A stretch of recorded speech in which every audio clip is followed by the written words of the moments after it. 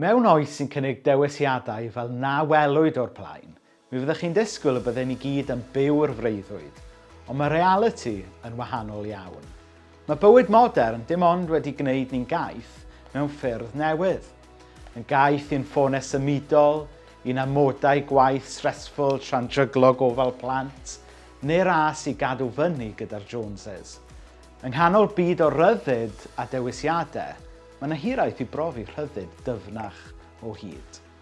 A dyna lle fyddwn ni'n mynd yn sesiwn nesaf cyfres y Beibl, Exodus, sut fedrwn ni gael rhyddid.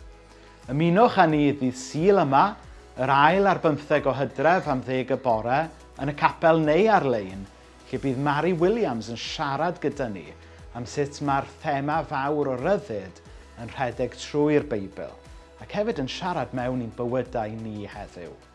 Ymunwch â ni felly wrth i ni brofi stori well.